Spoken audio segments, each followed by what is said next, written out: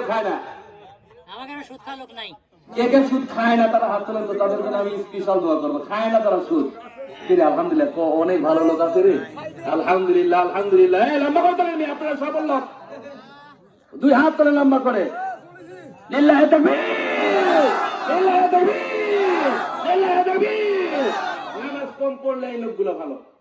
আল্লাহ সাক্ষী তোকে থাকো, তুমি এই সুদবিহীন পবিত্র খানা যারা খায় আল্লাহ এদেরকে জান্নাত কবুল করবে না। আমিন। এই জন্য তো বলছে সুদ খায় না, আসলে সুদ তো খাই না এরা। আল্লাহু আকবার। আসলে সত্যি আমার ভালো লাগলো, আমার দিলটা ভরে গেল আপনাদের এই দৃশ্য দেখে। সত্য আমি বলছি, একদম বাস্তব। করোনার সামনে আমার দিলটা ভরে গেল। হ্যাঁ, যে আপনারা যে বললেন যে আমরা সুদ খাই না, আলহামদুলিল্লাহ আমি সফল। এই গ্রামে বিটে কুষ্টিয়ায় আমি সফল আলহামদুলিল্লাহ। সুদের ব্যাপারে আমি প্রথম জালসাও করে গেছিলাম, করি নাই? ওই বাড়ির উপর জালসা, আমার মনে হয় তখন থেকে কিছু কিছু লোক আস্তে আস্তে ছাড়ছে, ঠিক না? কারণ আমি তো এরকম চালমার কাবাজ দিই না, ঠিক না? আলহামদুলিল্লাহ। আল্লাহ এই সকল মানুষদেরকে আল্লাহ তুমি পূর্ণ নামাজি বানিয়ে দাও, আলহামদুলিল্লাহ বলেন। যারা হালাল খায় আর গরিব মানুষ হয়, এদের বেশি জান্নাতে যেতে সময় লাগে না তো।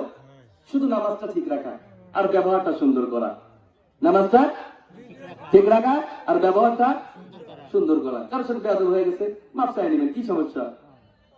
কিয়ামতের দিন সবচেয়ে লম্বা কাতা দিয়ে দাঁড়াবে, মনে করে যে মেম্বার সাহেব পুরা এলাকার প্রতিনিধি, এনার কাছে মানুষগুলো এনাকে যখন দাঁড় করায় দেওয়া হবে, মেম্বার তুমি তো সফল হয়ে গেলাম, তবে হ্যাঁ কিয়ামতের দিন আজ হলো বিচার দিন।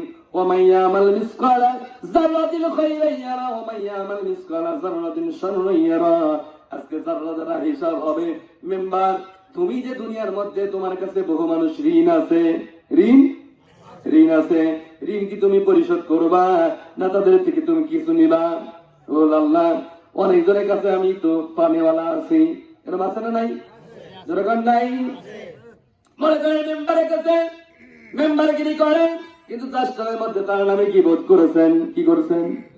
যেরকম গীবত করেছেন। মেম্বার ভালো কাজটা করে, এরপরে বলবেন চাল চোর, আছে না নাই? বলে কি বলে না?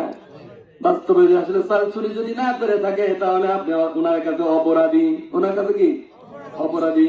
উনি দাঁড় করা দিবে এই জায়গায়, বলবে ওই যে অমুক গ্রামের চাষটার মধ্যে বসে তোমার বিরুদ্ধে গীবত গাইছে, কি বলছে? বলে আল্লাহ আমি তো জানি না। আল্লাহ বলবে আমি জানি, রেকর্ডও আছে, এই দেখো ওই দোকানের মধ্যে বসে তোমার বিরুদ্ধে চাল চোর বলেছিল। কি বলছিল? চাল চোর। এখন তুমি একে কি বলবা? বলে আল্লাহ আমি ওদের মাফ করবো না। কি করবো না? কিয়ামতের দিনে কিন্তু মানুষ কেউ কাউকে মাফ করবে না, ঠিক না বলে?